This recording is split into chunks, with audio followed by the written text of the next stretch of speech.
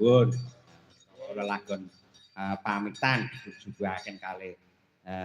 pamundutan saking pangarsa-pangarsa Mas Sas. Nggih, kakaten ben kondur kula wau menika. Terus pundi niki? Nah niki ngeten kula panjenengan menika dipun rawuhi nggih menika kadang-kadang seni nggih kadang-kadang pakoso menika Kanjeng Raden Tumenggung Ronggo menika nggih pun leres kersa berkahi nggih kula nyanyi matur sembah nuwun Kanjeng nggih suka parisuka Kanjeng Ronggo wis sapa to Mak wilikmu likmu iki daleme setri iki ora liwat ya matur sembah nuwun dumateng panjenenganipun Roko Mas Bambang tenan matur sembah nuwun saestu ndok awake dhewe nyangik ning dine iki disusul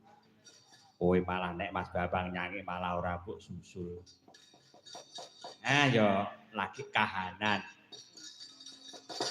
ning tenan Mas Asmita pripun nyangik bengi iki tenan ngae tanpa upama raketan jane niki ameng-ameng cemut-cemut ora apa-apa sing penting dipun tampi kanthi renani penggalih sabar ngalap berkah dirawuhi nggih dirapun saka punjer iki apa ora ya wis ampuh niku cobi Malik Pelok larasipun Malik Pelok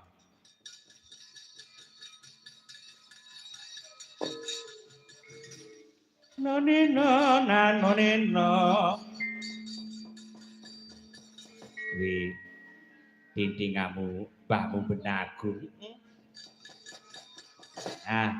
coba sakniki lelagon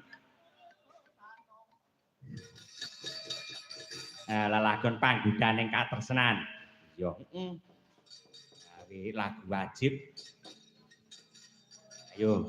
ya sing kok nyekar sapa kur nan bareng siden pirang-pirang bingung lah arep merintah wong dasar iki ya arep bayar ora iso mboten napa-napa jenengan bebas panjenengan milih sing pundi menika gentosan ayo kur panggudaning katresnan dados